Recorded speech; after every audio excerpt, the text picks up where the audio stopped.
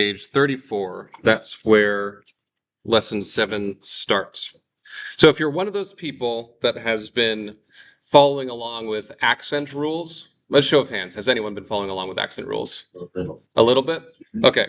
Well, section 42 on page 34, you've got some more complex accent rules called enclitics. And what that means, and I'm not going to go into great detail about it. So if you're one of those people that wants to know about the accent rules, then this is for you. If you don't care about the accent rules, just move on.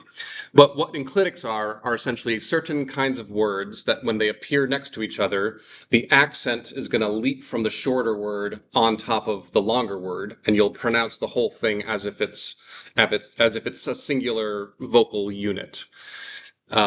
So you're reading, and then all of a sudden you'll see these short words that don't have accents on them, because now you're sort of pronouncing them with this parent word that has, you'll see 2 accents on it. Why does this word have 2 accents? That's because they got smushed together. That's called an enclitic.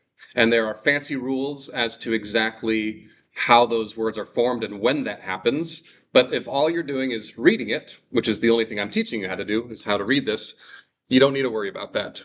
Just whenever you see a short word that doesn't have an accent, just remember, oh yeah, sometimes words don't have accents, and then just pronounce accordingly, and that's all you have to do. But if you're interested in learning the accent rules, go ahead and read section 42, knock yourself out. That's all I have to say about that. Great. Okay. Next, I want to talk about this English verb to be. You might not have thought about this before, but you inflect this word in all sorts of strange ways in English all the time. Sorry, not inflect. You conjugate this word in all sorts of different ways. So check out these example sentences I have. First person singular, I am. Now, second person singular, I don't say you am. I say you are. And then I don't say he are or he am. What do I say? He is. Well, these words, am, are, is, I don't know if you've ever thought about this, but you're actually saying the exact same word each time. And that word is in the infinitive form to be. I be, you be, he be. Well, maybe if you're speaking in some like 1700s era, you might see that. But no, you would say I am, you are, he, she, or it is. And it's all the same word, to be. And in the plural form, we just use the word are for some reason. We are, y'all are, or you all are, and they are. So everyone understand that? That should be pretty intuitive, and if you've never thought about it before, that should make sense. Now in Greek, it's going to do... What's that? Did that for 60 years. Yeah, you might not have never thought about that, but that's just one of those things that you do intuitively without even thinking about it. But in Greek, I want you to think about it. Because you've seen these words popping up in the genre reader, and maybe on the right-hand side, you saw a gloss where it was telling you what it meant. Well, now we're getting the word, and we're gonna learn this word in detail. The present indicative. So what does present mean? If I say present tense, right now, present tense. I am speaking, not I will speak. That's future tense. I was speaking. That's pluperfect tense or perfect tense. But I am speaking, describing something that is habitual or happening right now. The present indicative. Now, what does indicative mean? It's okay if you don't know this. I've mentioned it maybe once. Describing a real event. Not I might be talking, but I am talking. I'm just going to keep throwing this word indicative at you, even if you don't fully internalize it, because eventually we're going to be talking about the present subjunctive. That's a totally different thing, but that's a couple chapters from now, so don't worry about retaining that word. But the present indicative of a me or a me, depending on however you want to pronounce it, is the equivalent of this English word to be. When I say a me, right here, what I'm saying is to be in English. And then we're going to conjugate this word. Now, the reason why, you looked at these other verbs that you've had in the past, like blepo, blepes, blepe, blepamen, blepete, blepusin, right? You should know what that means when I'm saying these. It has a very regular way it conjugates. Or you say luo, lues, lue, luamen, luete, luisin. those are regular. They're gonna, depending on, you grab this verb, and then the endings are predictable based off of this paradigm that you've been memorizing. The o, ace, a, amen, ete, use. That's not the case with Amy.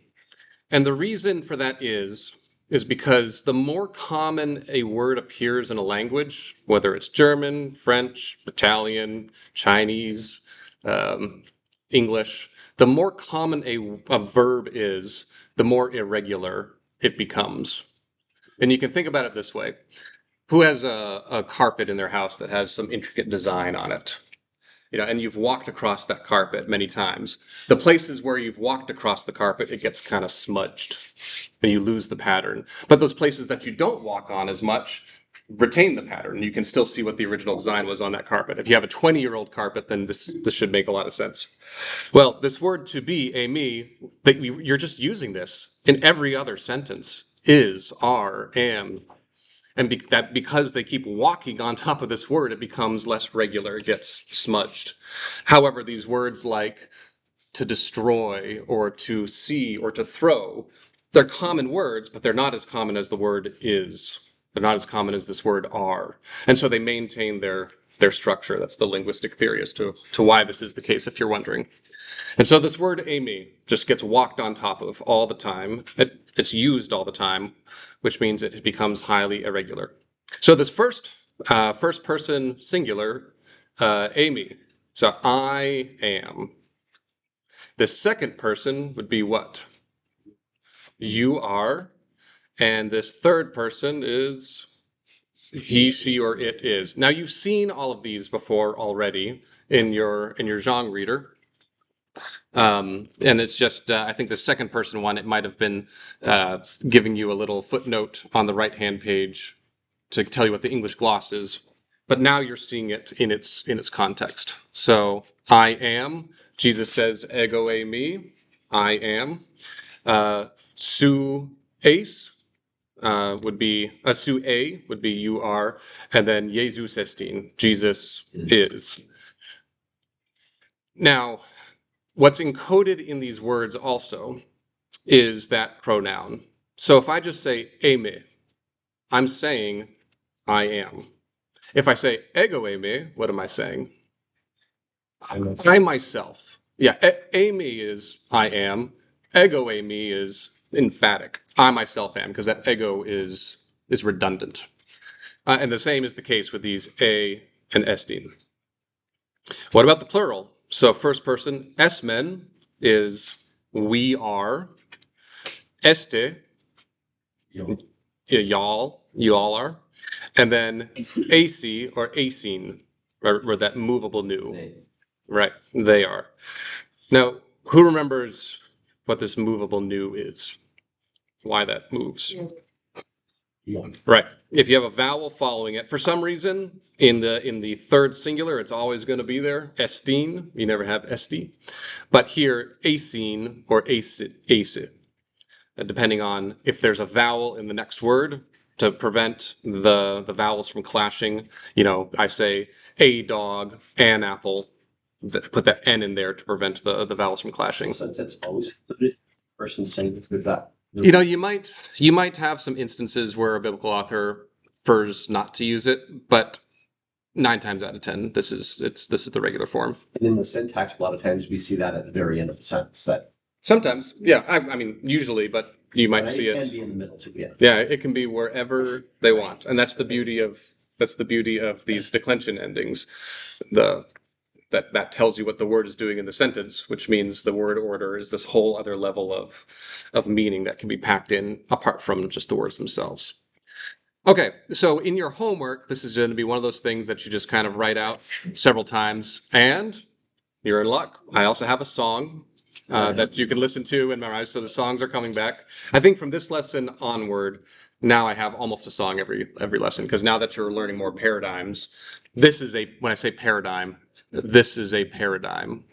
If you don't like the songs, you don't have to listen to them, but if that helps you, by all means, you can sing your way through this. But you'll be writing through this a couple times, and then this word is so common, it's in like every sentence. You can't say a sentence without is or am or are. I mean, you can, but it's so common that you'll just see this so many times that trust me, you're just going to know. You don't have to worry about maybe the first couple times, first couple weeks, you're going to want to memorize this and you'll see the word and you'll go through the chart in your head, but you'll just see it so many times that you'll know. I mean, you could also see the derivatives of other endings that you know already in here. Like, what's the third person singular ending? Or excuse me, third person plural ending. Sorry, forget everything I just said. What is the first person plural ending of a verb? Amen, right? Well, look, esmen.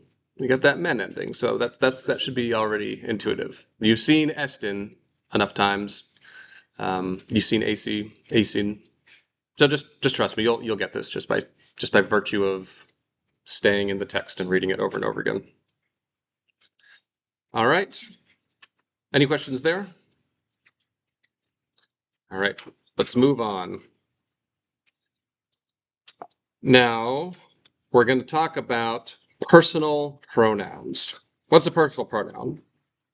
I, that's a personal pronoun. Me, personal pronoun. You, they. These are pronouns that you use to describe a person or something in lieu of their name or their title. So I'm talking to Al, and I might say you. That word you is a personal pronoun that stands in for Al. Or if I'm talking about Al, I might say he, and that is a personal pronoun that stands in for him. So whenever you see these words that we're about to go through, they're standing in for a pronoun, somebody's name. Okay, you've seen this one before, ego. So now you're just seeing it in context. And look, these are declining nominative, genitive, dative, accusative. Ego, emu, emoi, eme. And I've got another song that you can listen to that's going to help you memorize this.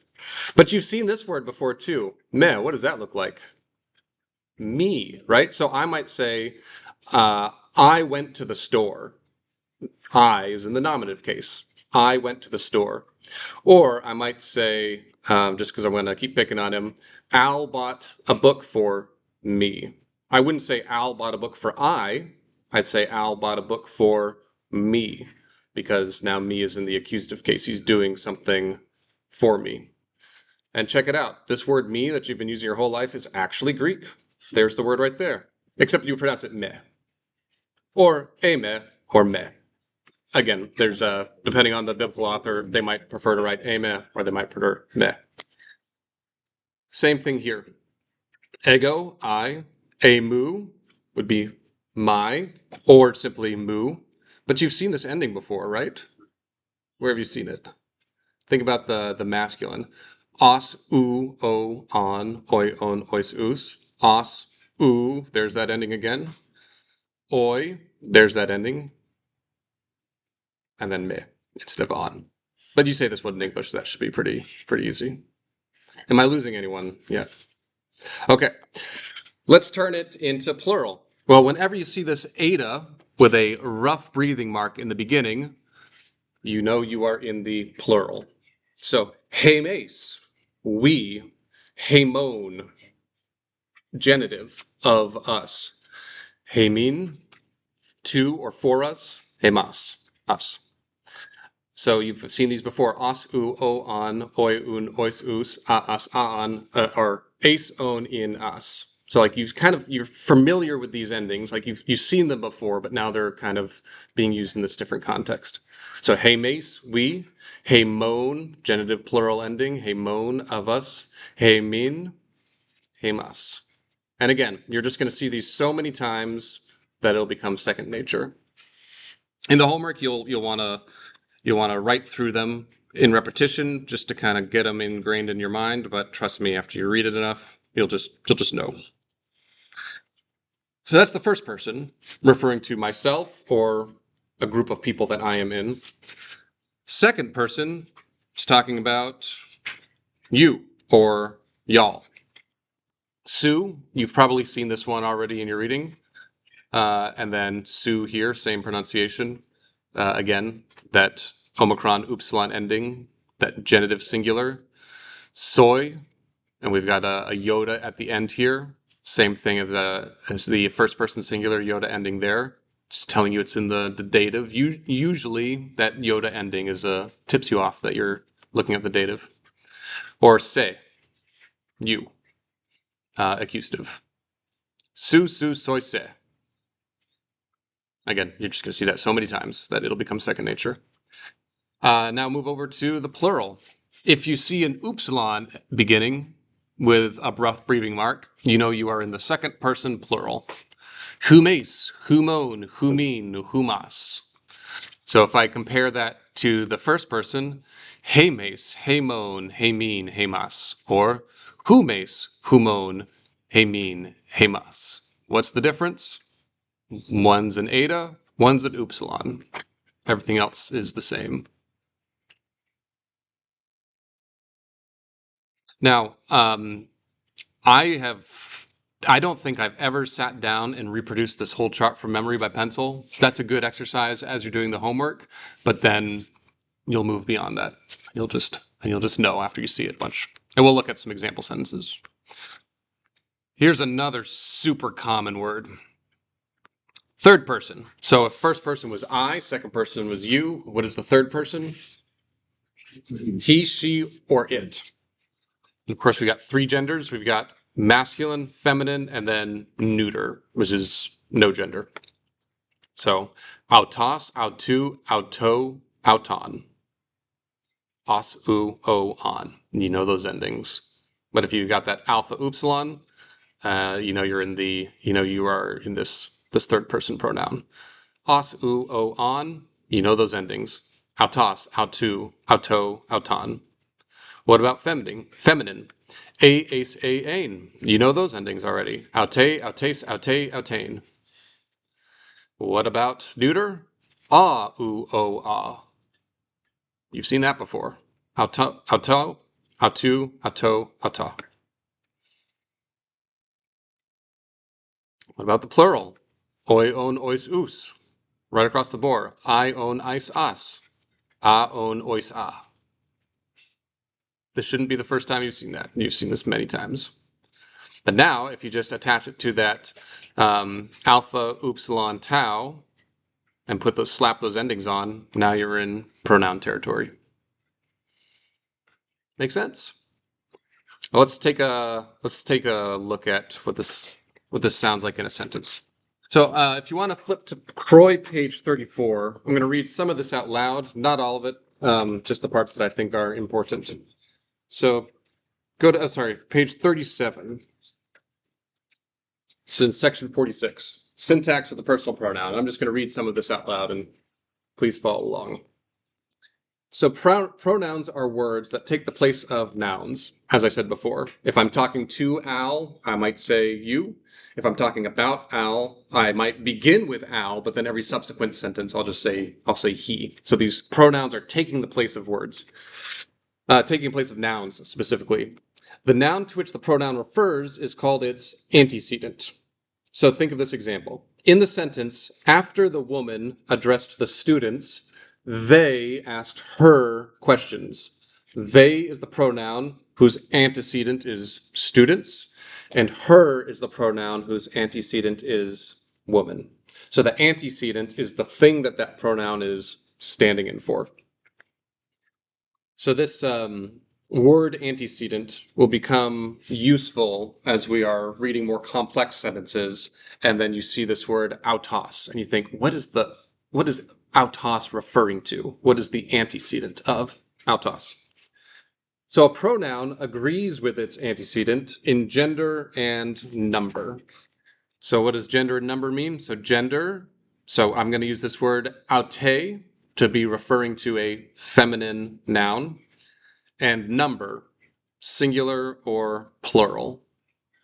I'm going to be using aute to be referring to a singular feminine noun, autai to refer to a plural feminine noun. So when I say that it agrees with its antecedent in person and number, gender and number, that's what I'm talking about. But it could not agree in the other thing. And so it doesn't have to be aute, it could be any of the ones in that part of the paradigm, like could be the genitive, nominative, or dative. Because that's what it's saying. Yeah, let's keep reading. Right. So it agrees with its antecedent in gender and number. In the examples that have been provided, the feminine singular pronoun her is used because it refers to a feminine singular noun woman. The plural pronoun they refers to the plural pronoun students.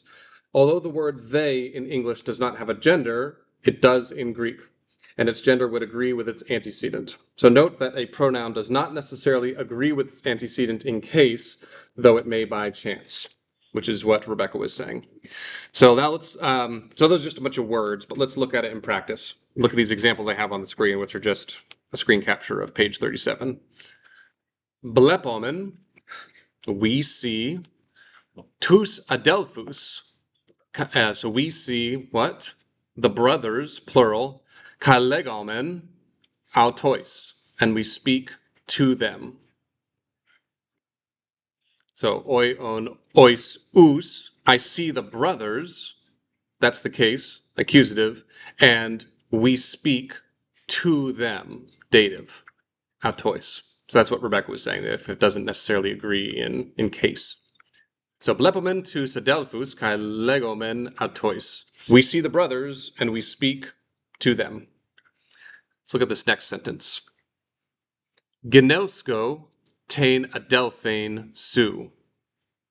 I know your sister. Kai didasco autain, and I teach her. So to look at this word autain, that's feminine, adelphane, feminine. Autain singular, adelphane singular. And the fact that they have ain endings, that same case endings, is only by virtue of I teach her and I know her. So genosco tain adelphane su, kai didasco autain. So have I lost anybody yet? Okay, there's a couple people who look quizzical, but I guess that means you're concentrating. All right. Deployon, this is a boat. It's a new word that you're going to get.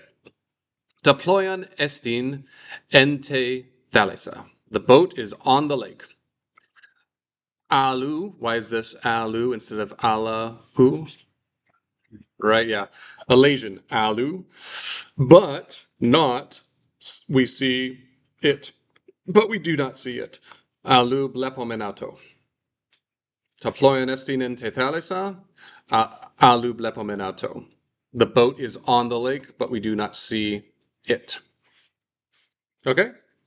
So there's more to say about these personal pronouns in great detail, and you can read that in your homework. But I think that if you just see them in context like this, you'll gain an intuitive understanding. But if you want the technical understanding, you can just keep reading in the book. Oh, Right. So check out this the definite article ta. That's the neuter definite article. Taploion, neuter, and so that personal pronoun auto is going to be neuter because it's always going to agree in its gender. It's going to agree in its number, but the case may change depending on how you use it. Because it's antecedent, I'm saying in the nominative, the boat is in the or on the lake, on the ocean, on the sea.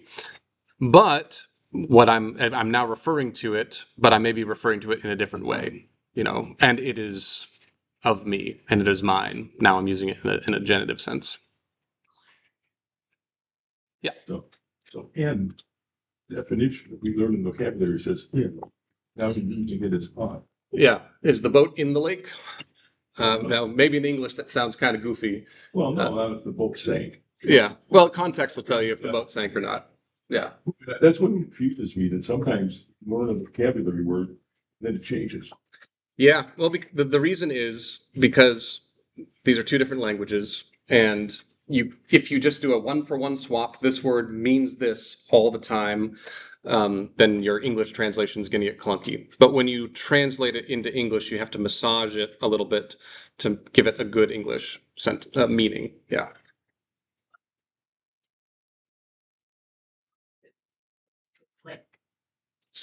Say again. Right.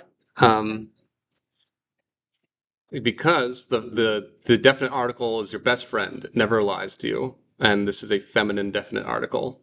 And this is not feminine. So you know it can't refer. That's correct. Yeah, we don't. That he, him, they can be a little bit ambiguous. Now in Greek, you'll get some ambiguity that you just have to work through, but it becomes less ambiguous because the genders. However, if whatever this boat is on and the object that it's on is, I don't know the word for wharf, but maybe it's on the wharf, and maybe wharf is in the neuter case, or excuse me, in the neuter case, then that pronoun, you'd have to look at the context to say what it's referring to. In the same way you intuitively say in English what he or it is referring to, what its antecedent is. Yeah. Cool. So let's go through just some new vocabulary, or any more questions.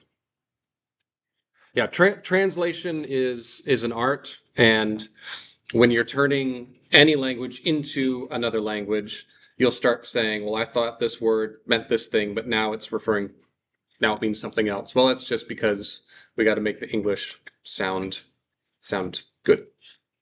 And you don't want to read a Bible that sounds choppy.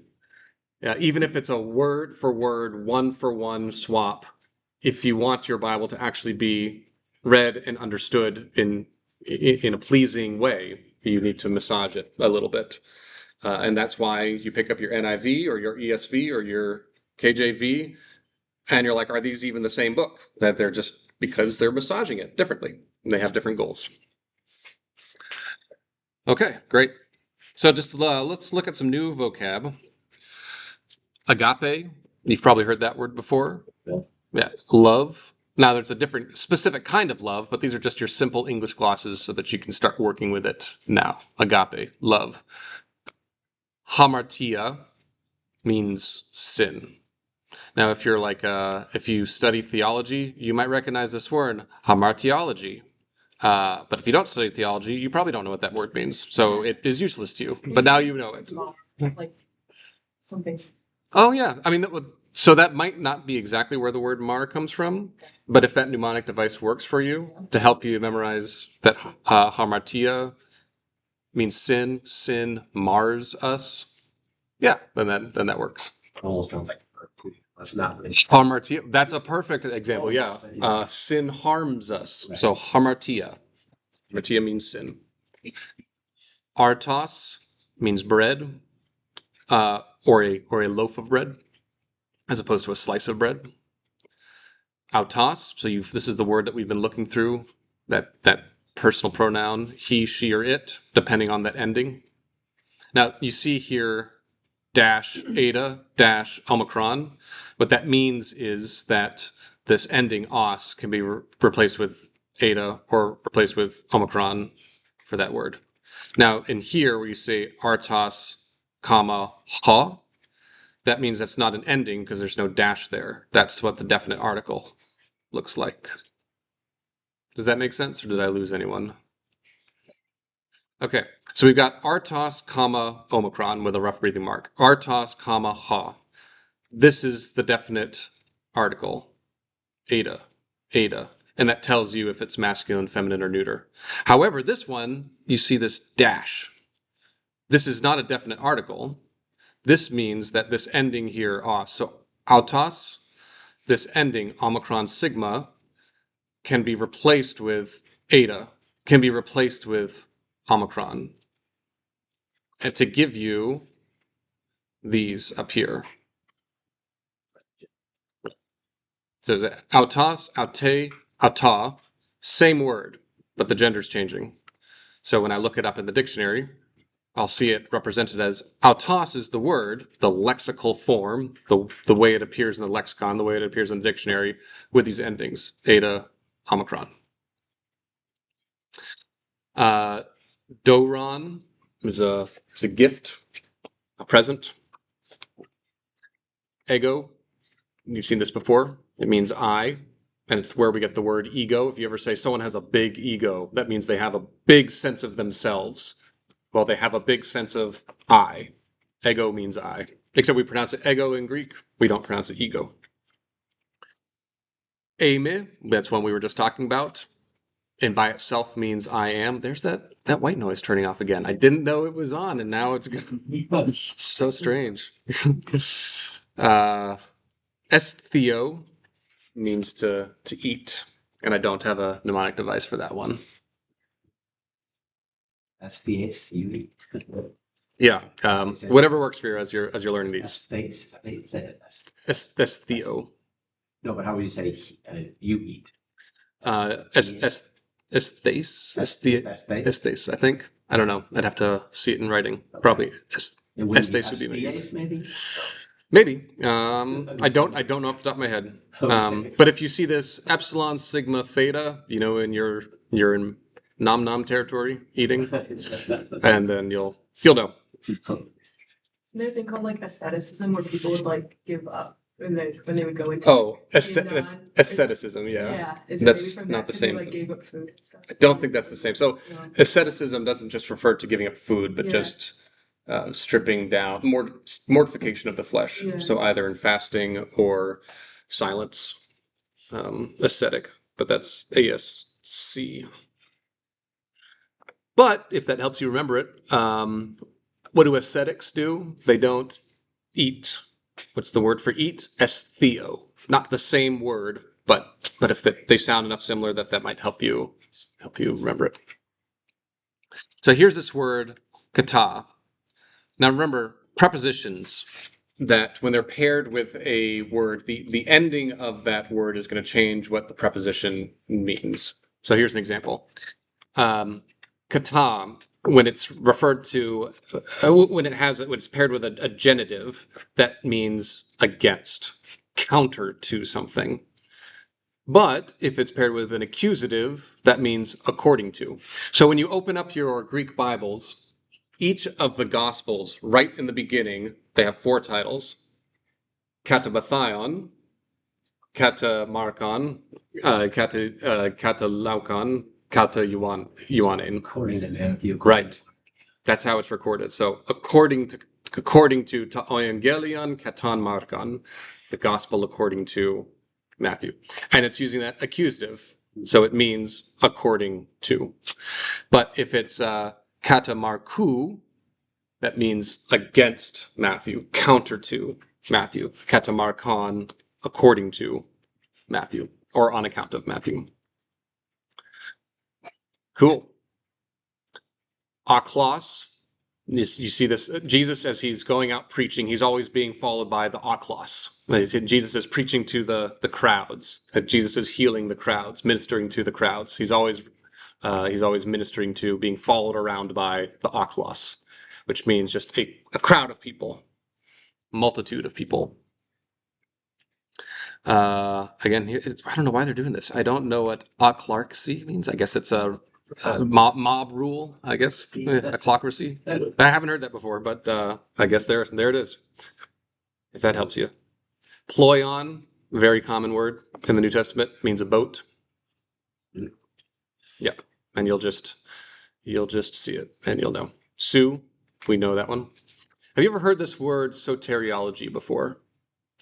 So soteriology is sort of the study of or discussion of how does Jesus save?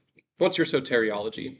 Does Jesus save you because he gives you the ability to say yes to him? Or does Jesus save you by covering your sins with his own righteousness? These are 2 different things. His grace. Yeah. So when people say, I said yes to Jesus, their soteriology would say, the grace of God has given me the ability to say yes. Or if you say, I am just a pile of poop covered in snow, which is exactly what Martin Luther says. I am rotten to the core, however, I am clothed in the whiteness of Christ. And when God the Father looks at me, he sees Christ's righteousness. He doesn't see the poop. That's a different soteriology.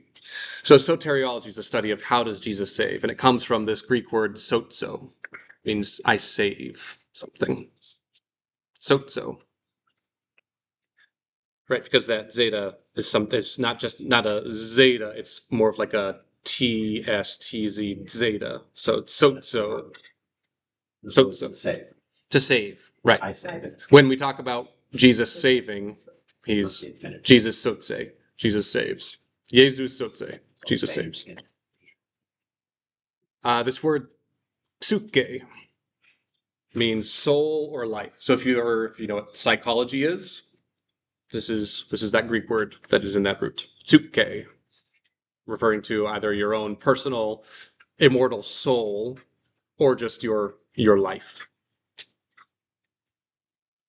Great. So that's it for this lesson here.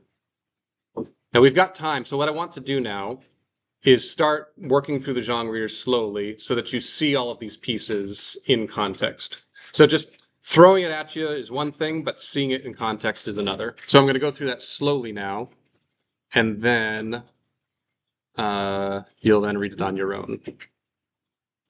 So I've kind of split the screen over here. Is this, I think the people in the front maybe will see this, but the people in the back probably can't. This is just the handout I gave you. Just because I'm going to be referring to it a lot, I just wanted to pull it up. So I might point to something, but if you can't read that, I've already printed out and given it to you. All right, so we are going to pick up in our story with Paul, Philemon, and Onesimus. So what's been happening in the story so far that you've been reading in the last 3 chapters? We've got Paul and Philemon, and they're talking, and then Onesimus is kind of in the background. He's just listening to them talk, and he wants to know what they're saying, but he can't. So we're going to continue that story now. It's one of the beautiful things about this reader is it's not just a snippet of verses that it's asking you to translate, but it's giving you this story, and that story continues through the whole book, and it's pretty fun. I think it's fun. I think it's more entertaining, and the key to doing keeping in a language is to be entertained by it. I personally think Greek is very fun. It's one of my hobbies, and that's how you study it. You only study things that you enjoy. If you don't enjoy it, then you're not going to study it. So this continuous story helps our enjoyment. Okay, Logos Alpha, Paulus, kai Philemon, legusin. And why is it ending legusin? What is this usin? They. And what is the antecedent of that? Is Paulus, kai Philemon are speaking. We don't say Paulus and Philemon, they are speaking, but just Paul and Philemon are speaking. Paulus kai Philemon legusin, peri tes alethias, kai tes basileas, kai tu huiu tu theu. So what does this word peri mean? Right, it's got sort of 2 senses. Remember, these prepositions have sort of a spatial sense and an abstract sense. The spatial sense of peri is like around a city. The perimeter, that's where this word perimeter comes from. But if I'm talking about something, it's that spatial sense abstracted. They're talking around, they're talking about. Tes alethias, because it's taking the genitive. They're speaking concerning of truth. They're speaking about truth. Kai tes basileas, and the kingdom. Kai tu huiu tu theu, and the Son of God. So Paul and Philemon are talking about the truth and the kingdom and the Son of God. Noon means what? Now, gar, yeah, or but, but now, or for now, and they're talking about this for now. Why? Mathites estin Philemon. Yeah, so what is this ending here? Ace in Mathites. Right. Similar. Right. It looks like feminine genitive, but it's not. Mathetes and prophetes, those are those weird words that's actually a nominative. For now, mathetes est in Philemon. For now, Philemon is a disciple. Philemon is a student. Here we go. The first instance of a personal pronoun in action. Autoskar pistue eston Christon. For he believes in Christ. He believes in Christ. Alupistuosin he adelphe autu kai ho adelphos. Um, but they do not believe. Who does not believe? He adelphe autu kai ha adelphos. So here we go. Autu. What is the antecedent of autu? Now we've got this genitive ending here. So remember, what does autos mean? He or it. If the it is a masculine, but here it's he, and we've got this Omicron upsilon ending. So if you've got your chart that you've printed off, I've got it here on the side of the screen, where over here, third person pronouns, singular, we've got this oo ending. So os, oo, o, on, you know these endings. Omicron, upsilon, genitive. Okay, so autu's in the genitive, so it's meaning his. So who is this he? Yeah, Philemon. And if it's saying He adelphe autu, what does that mean? His sister. Kai ha adelphos. And the brother. So rather than translate this as his sister and the brother, we say his sister and brother. So that autu is referring to adelphos and it's referring to adelphe. But if I were to say this in English, I wouldn't say, but his sister and his brother doesn't believe. I would just say, but his sister and brother, they don't believe. And that's what's happening here. Why is that autu singular? It's referring to Philemon, Oh, his sister and brother. Yeah, because remember, it agrees in gender and number with its antecedent. The antecedent of autos, but in this case autu, is Philemon. Philemon is masculine. Philemon is singular. Therefore, this personal pronoun is masculine and singular. Now, you might be thinking at this point, this is so much. I don't know how I'm going to wrap my head around this.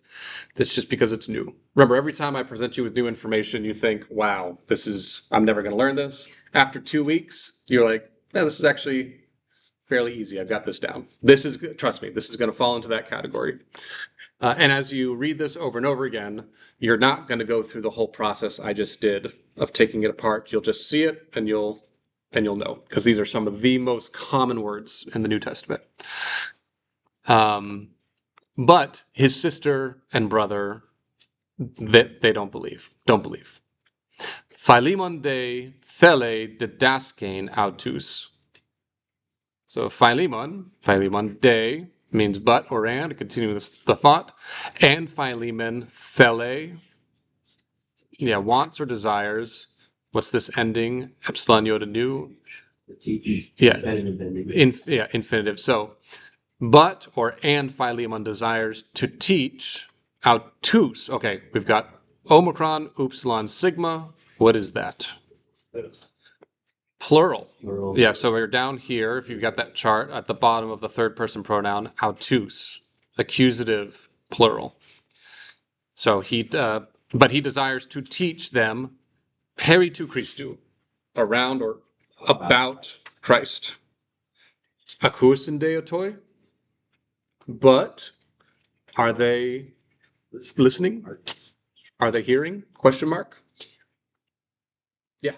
Okay, so autus is masculine, but it's a brother and a sister. Do you just go with brother? Yeah. So yeah, if you have, and you could say this is sexist, maybe it is, but if you've got a room full of 19 women and a single one of them is male, you refer to all of them in the male pronoun. Okay. Yeah. Spanish does the same. That's I was just checking. yeah, perfect. Yeah, if you're talking about a male and a female in the plural sense, you revert to the male.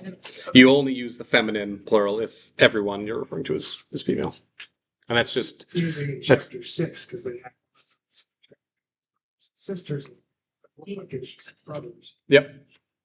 Yeah, and that's just an artifact of the language. Great. Any questions on that so far?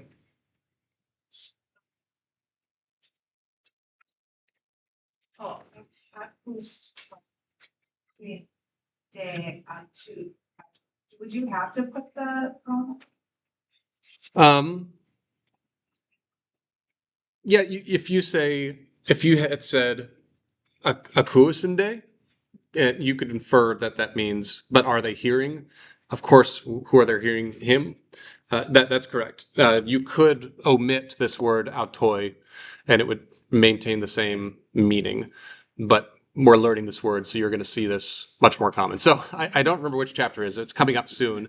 You're going to get something called the demonstrative pronoun, which means a pronoun that you use to demonstrate this, that. Those are demonstrative pronouns. You don't have those yet, so don't worry about it. Unless you've been listening to with Alpha Evangeli, you've heard her use this word tauto. The chapter it's in which you are the chapter in Zhang in which you are learning those demonstrative pronouns is just so awkward because it's just using this and that so many times in the sentence that it's just unnatural.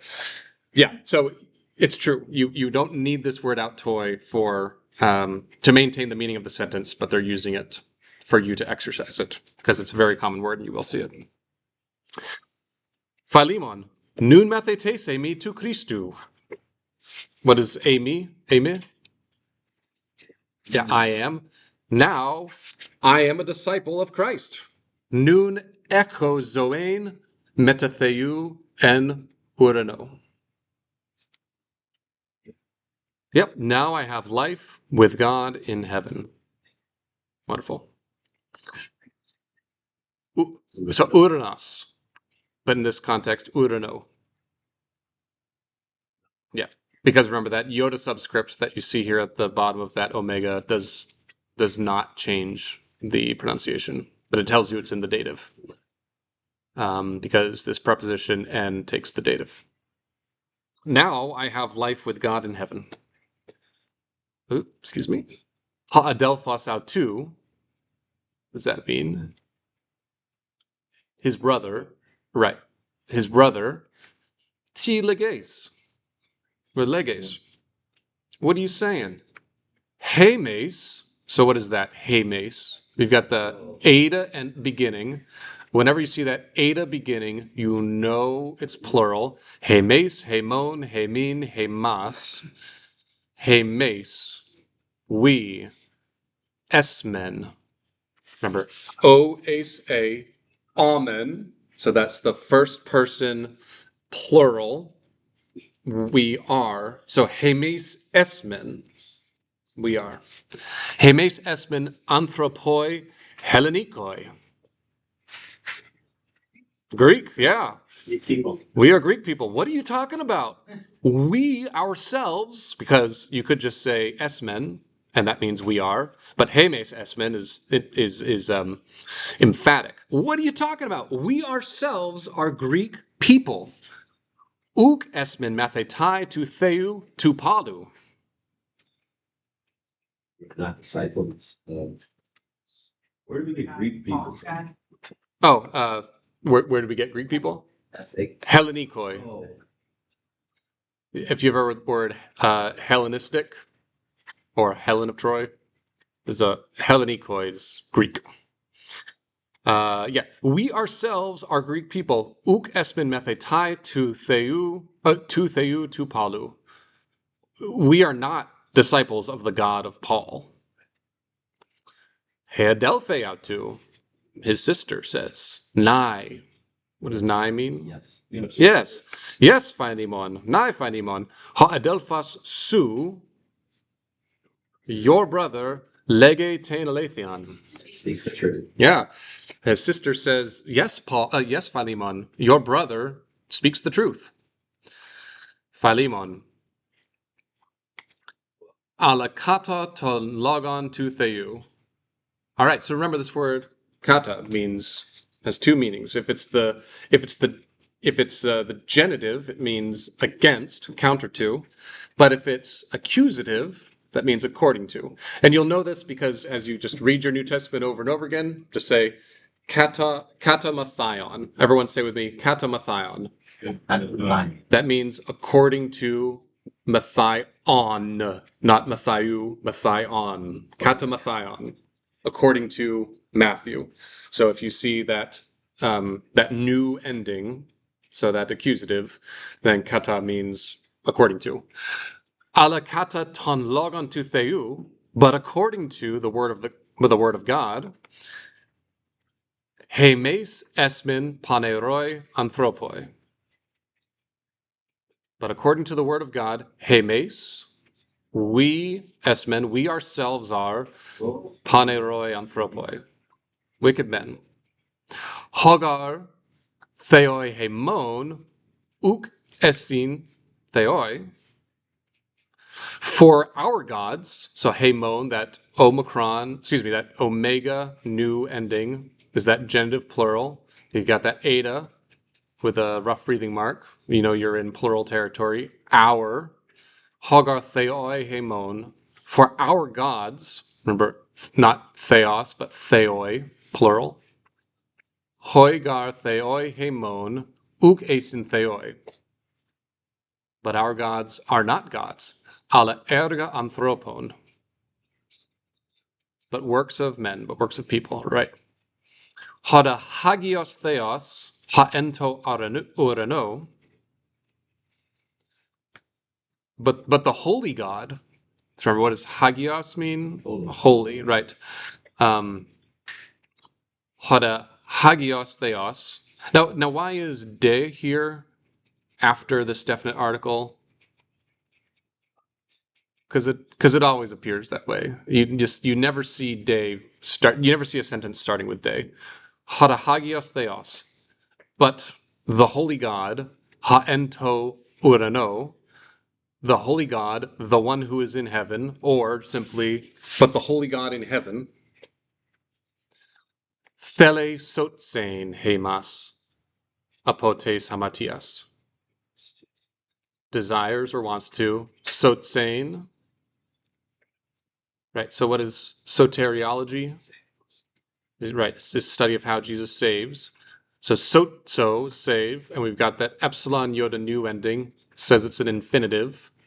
Sotsein, to save.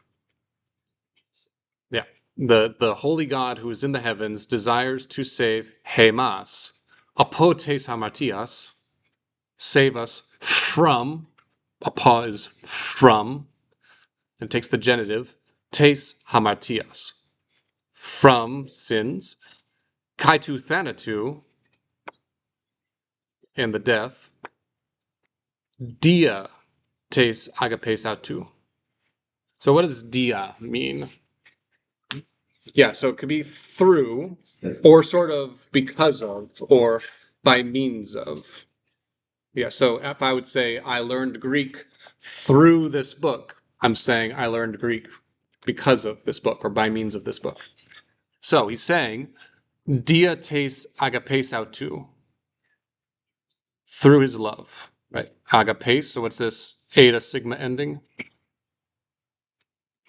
Feminine genitive, yeah. So this is tes agapes, of, by means of, or through his love.